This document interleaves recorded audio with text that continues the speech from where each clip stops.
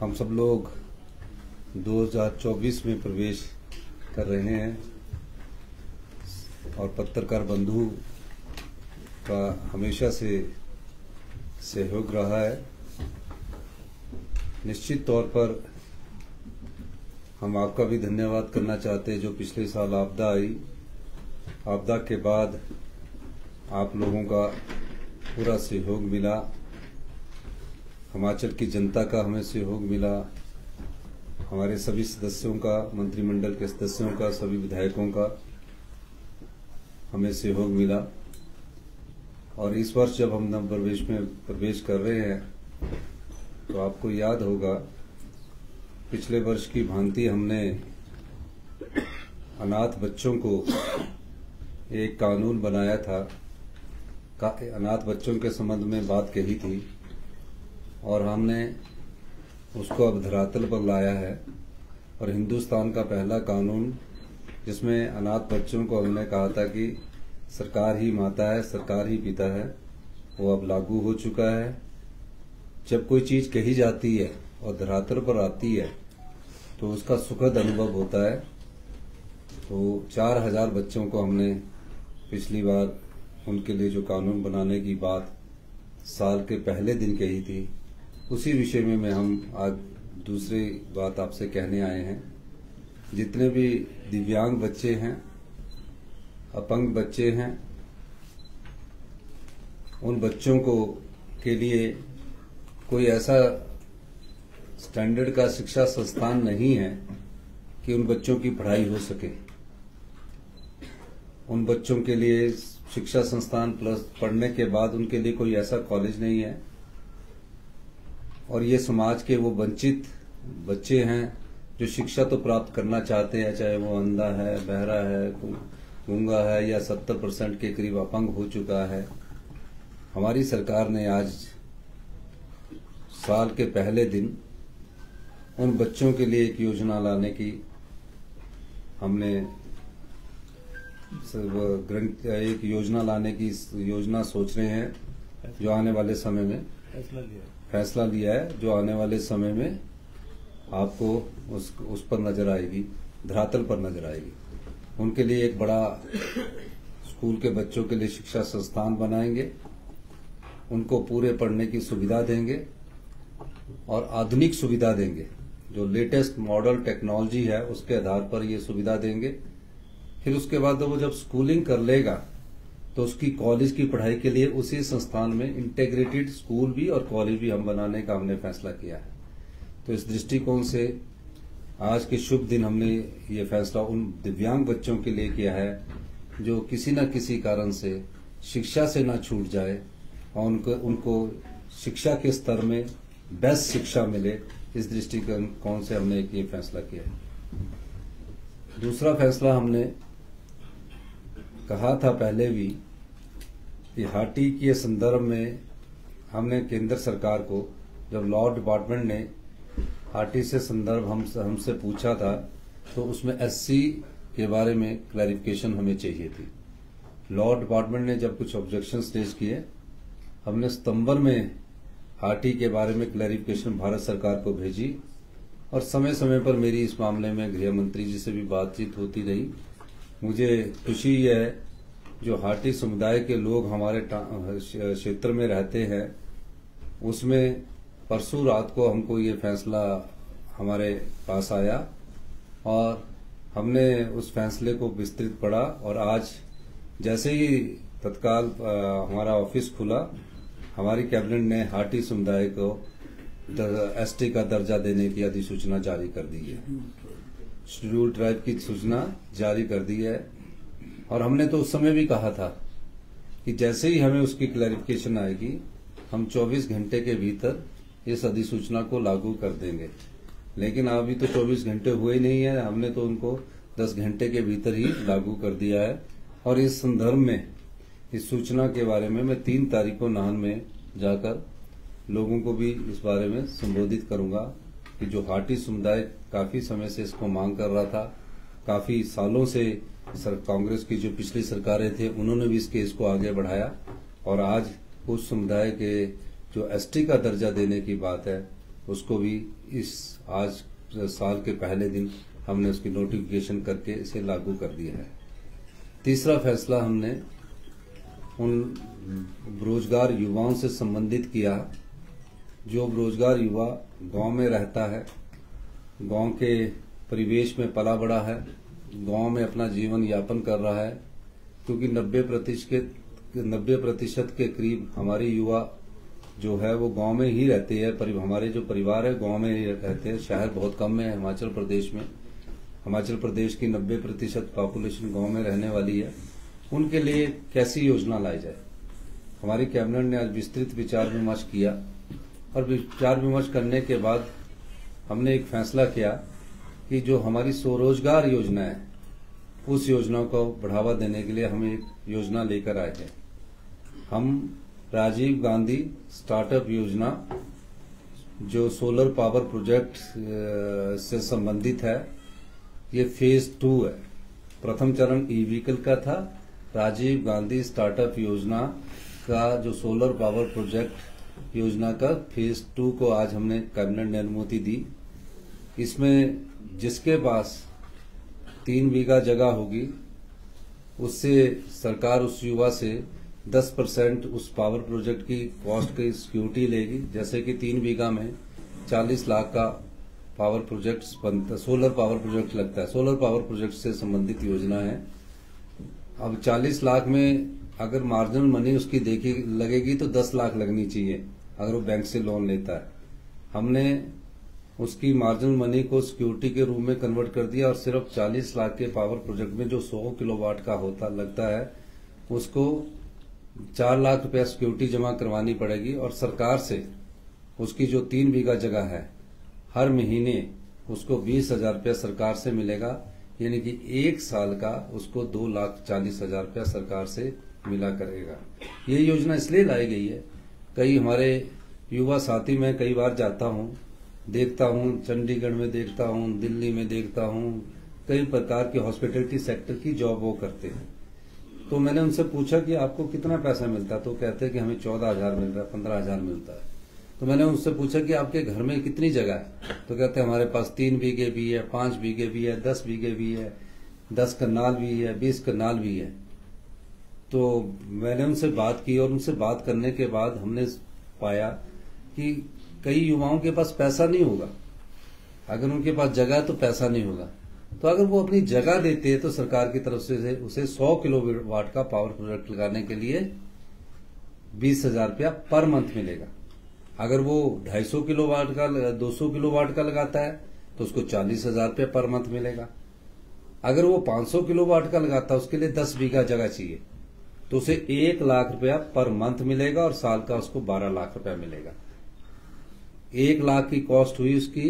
अगर उसको 500 किलोवाट का प्रोजेक्ट लगाने के लिए उसको 2 करोड़ रुपए खर्च करना पड़ेगा। 2 करोड़ तो खर्च कर नहीं सकता और 2 करोड़ में अगर वो 25% भी मनी ले तो भी वो 50 लाख रुपया नहीं लगा सकता, लोन नहीं उठा सकता। तो लोन जो इक्विटी है वो सरकार वहन करेगी, यानी कि उसको सिर्फ सिक्योरिटी जमा करवानी पड़ेगी और जो 2 करोड़ प्रोजेक्ट होगा उसमें 20 लाख रुपया 10% सिक्योरिटी जमा करवानी पड़ेगी। तो 10% 20 लाख रुपया हो गया। उसको हर साल 1 लाख रुपया बिजली बोर्ड सरकार की तरफ से उसको मिलेगा। इसके लिए 240 करोड़ रुपए की उन युवाओं को जो गांव में रहता है रोजगार देने के लिए सरकार की तरफ से इक्विटी बिजली बोर्ड को दी जाएगी। वो इक्विटी सरकार की तरफ से दी जाएगी और उसे 25 साल तक अगर उसने 500 किलोवाट का लगाया, 100 से 500 किलोवाट के लिए योजना है, सोलर पावर प्रोजेक्ट की योजना है। अगर उसने 500 किलोवाट लगाया तो 500 किलोवाट में उसे 12 लाख रुपया साल का मिलेगा और ये 25 साल तक मिलता रहेगा। तो ये योजना सिर्फ स्वरोजगार की तरफ बढ़ने के लिए ये दूसरा चरण है। इसी राजीव गांधी स्टार्टअप योजना का भी तीसरा चरण भी आने वाला है। हम चाहते हैं कि ग्रामीण अर्थव्यवस्था को मजबूत किया जाए। गांव की अर्थव्यवस्था कैसे मजबूत होगी? जब गांव के युवा साथियों के हाथ में रोजगार आएगा। हमारे यहाँ जमीन भी कम है। अगर हम जमीन कम है तो अगर वो जमीन में कोई कई बार बंदर फसलों को नष्ट कर देते हैं, लोगों ने फसल उगाना भी बंद कर दिया है, तो वो अपनी जगह सोलर पावर प्रोजेक्ट के लिए दे सकते हैं और उनका पैसा कम लगेगा, लेकिन उसकी मेंटेनेंस जो है उसके उसी आदमी को करनी पड़ेगी जिसकी जगह में ये सोलर पावर प्रोजेक्ट लगेगा। तो प्रत्येक परिवार से एक व्यक्ति को सोलर पावर प्रोजेक्ट लगाने के बाद जिसके पास जगह है उसको इस योजना का लाभ मिलेगा। तो ये 3 योजनाएं आज हमने हिमाचल प्रदेश के युवाओं के हित में, हिमाचल प्रदेश की जनता के हित में और जो दिव्यांग है उनके हित में हम ये 3 योजनाएं लेकर आए हैं। और आज के शुभ दिन पर हम इन तीनों योजनाओं का शुभारंभ करना चाहते थे। इस शुभ दिन को नववर्ष के शुभ दिन पर हमने इन 3 योजनाओं का शुभारंभ करने की फैसला किया है और इसके लिए मैं अपने सभी मंत्रिमंडल के सदस्यों का बहुत धन्यवाद करना चाहता हूं।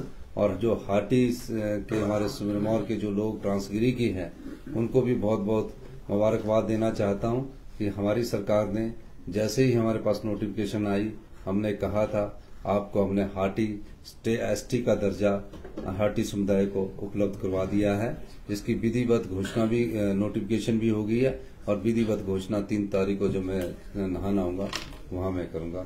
आप लोगों का बहुत बहुत धन्यवाद। जय हिंद। अच्छा, एक और हमारी सरकार ने फैसला किया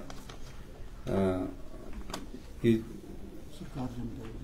हमारी सरकार ने ये फैसला किया कि 8 तारीख से हमारे सभी मंत्रिमंडल के सदस्य हर एक अपने अपने विधानसभा क्षेत्र में जाएंगे। सभी विधायक हमारे अपने विधानसभा क्षेत्र में जाएंगे। 8 जनवरी से लेकर 12 फरवरी तक हमारा एक कार्यक्रम चल रहा है, सरकार जनता के द्वार और गांव के द्वार।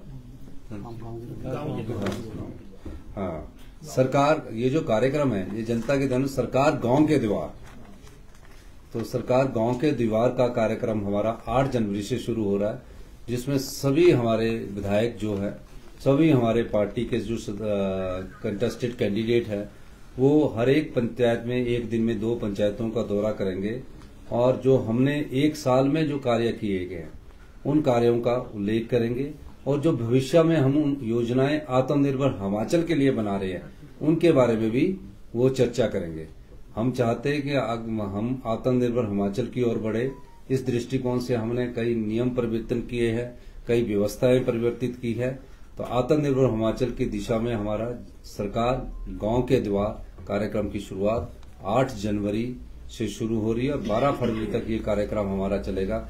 सभी विधायक अपने विधानसभा क्षेत्र में रहेंगे। इस क्षेत्र में हमने क्या 1 साल में किया, किस प्रकार की आर्थिक तंगी के बावजूद 86,000 करोड़ रुपए का कर्ज होने के बावजूद 10,000 करोड़ की लायबिलिटी होने के बावजूद भी सरकार ने जनता के हित में कई अच्छे फैसले किए। यही नहीं, आपदा से निपटने के बाद, आपदा में भी कोई स्पेशल रिलीफ पैकेज ना मिलने के बाद भी हमने आपदा से जिस चुनौती से लड़ा उस चुनौती का हमने सामना किया। और आपने देखा कि पिछले दिनों लास्ट रात में पूरे हिमाचल प्रदेश में चाहे धर्मशाला था, चाहे कुल्लू था, चाहे मनाली था, चाहे शिमला था और विंटर कार्निवल के साथ हमने पर्यटन को फिर अपने पांव पर उभारा है। ये सरकार की कार्यकुशलता और उसकी विशेषता है कि 1 साल के भीतर जिस प्रदेश में इतिहास की सबसे बड़ी आपदा आई हो उस प्रदेश को पर्यटन की दृष्टि से फिर अपने पांव पर खड़ा किया। यही सरकार की दूरदर्शिता को दिखाता है। आप सब लोगों ने हमारी बात सुनी, आपका बहुत बहुत धन्यवाद। कोई सवाल आप पूछना चाहते हैं तो मुख्यमंत्री जी, मेरा क्वेश्चन है आर्थिक स्थिति को लेके। सबसे पहले तो आप सबको नववर्ष की बहुत बहुत शुभकामनाएं कि जब आपके जो प्रशासनिक अमला है तो ये प्रतिनियुक्ति पर पूरा दिल्ली में भी बैठते हैं, पूरे देश में जाते हैं, इधर भी आते हैं, तो क्या ये आर्थिक स्थिति को लेके जो ग्रांट है ये मामला नहीं उठा पा रहे या राजनीतिक इसमें समस्या पैदा हो रही है? नहीं, जब हमारा राजस्व भी 100 रुपया और खर्चा 170 रुपया है, 70 रुपये की पूर्ति के लिए हमें कहाँ से 70 रुपये करने हैं, उसके लिए हमें कई चीजों से गुजरना पड़ता है, कई प्रकार के कर्जों से हमें आगे आना पड़ता है, कर्जे को चुकाने के लिए भी कर्जा देना पड़ता है। तो इन सब दृष्टि से जो भी हमारी आर्थिक योजनाएं हैं जो दिल्ली से मिलनी चाहिए उसको तो हम करते ही है, लेकिन अब किस प्रकार की योजना है, क्या हमारी प्रदेश की भौगोलिक स्थिति के हिसाब से ठीक भी है, उस दृष्टि से भी हम देखते हैं। अब भारत सरकार ने हमारे पर जैसे कि 3 साल में पहले एक्सटर्नल बोरिंग क्या होती थी, मैं आपको कुछ एक स्पष्टीकरण देना चाहता हूँ। इससे पहले जो एक्सटर्नल बोरिंग थी, जैसे कि एडीबी प्रोजेक्ट था, वर्ल्ड बैंक प्रोजेक्ट था, जायका प्रोजेक्ट था, उस पर कोई लिमिट नहीं थी। हमारी सरकार पर 3 साल में सिर्फ 2900 करोड़ रुपया खर्च करने की लिमिट लगा दी गई है। यानी कि वर्ल्ड बैंक हमें, जायका हमें, एडीबी हमें, एएफडी हमें, और भी जो एक्सटर्नल बोरिंग होती है 2900 करोड़ से ज्यादा नहीं ले सकते। अब हमारे कई ऐसे प्रोजेक्ट है, 2700 करोड़ का हमारा टूरिज्म का प्रोजेक्ट है, रोप बेस का 1500 करोड़ का प्रोजेक्ट है।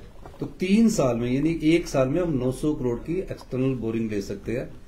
तो जो फाइनेंशियल हालत पिछली बार नहीं थी, पिछले जब से कांग्रेस की सरकार है तो काफी कुछ आर्थिक हालत में पाबंदियां लगी है।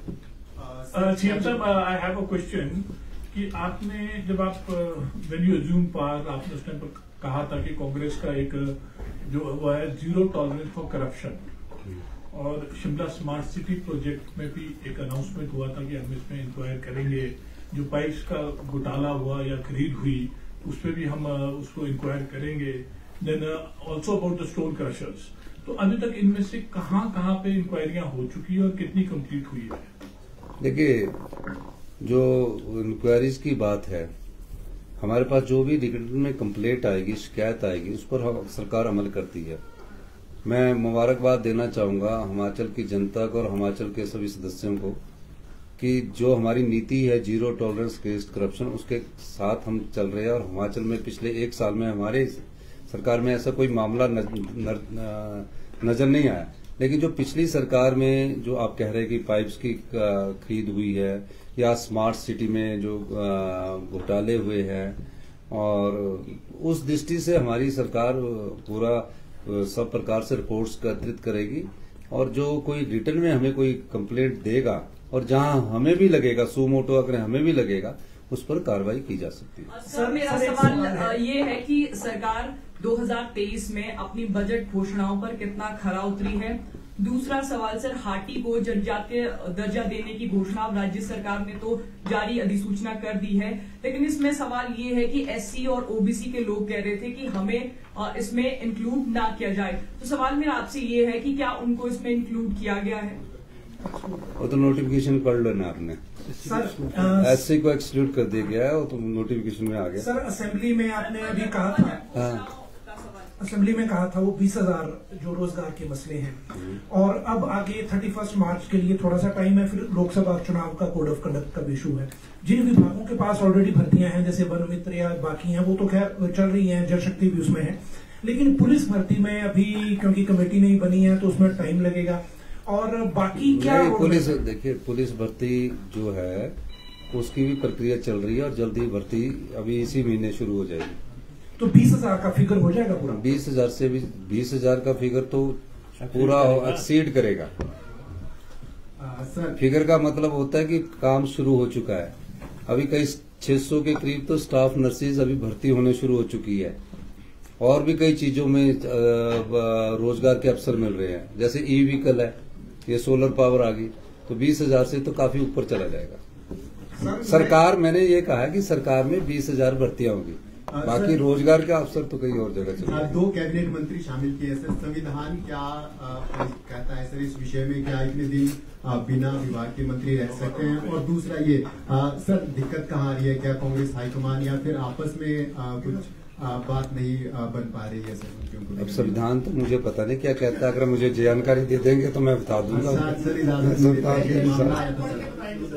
संविधान, आप मुझे संविधान का, अगर संविधान आप मुझे जानकारी देंगे तो मैं उसका अच्छा उत्तर दे सकता था।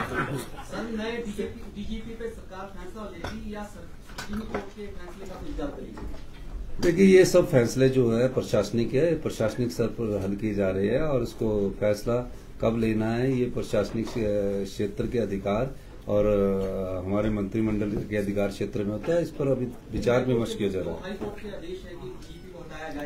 हाँ, उनके देखिए, हाई कोर्ट के सभी आदेशों का पालन करना हमारा दायित्व भी है, और हाई कोर्ट ने जो आदेश दिया उस पर किस प्रकार की उन्होंने आदेश दिए उस बारे में मुझे अभी कॉपी आज ही मिली है, तो मैं इसको पढ़कर कोई फैसला करूंगा ना।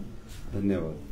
ये सर, लोकसभा चुनावों के लिए ये चर्चा चली है कि भी कोई नेता आगे नहीं आ रहा चुनाव लड़ने, कोई इंटरेस्ट रुचि नहीं दिखा रहा। एक आज चर्चा चली है कि जो लोकसभा के चुनाव है उसमें बाद एक चर्चा मुझे बताइए कहा नहीं, अगर कोई चर्चा चली तो बताओ तो सही, में फिर उसका जवाब अच्छा दूंगा। Thank you. बजट घोषणाओं का आप उत्तर नहीं दे पा रहे हैं लंबे समय से। बजट घोषणाओं पर सरकार एक वर्ष में कितना खरा? आप बजट घोषणाएं सबकी सब पूरी की जा रही है। आप भी थोड़ा सा बजट घोषणाओं की जब हम बोलते हैं कैबिनेट की मीटिंग होती है उसको जरूर पढ़ा कर। बजट घोषणाएं हो रही है।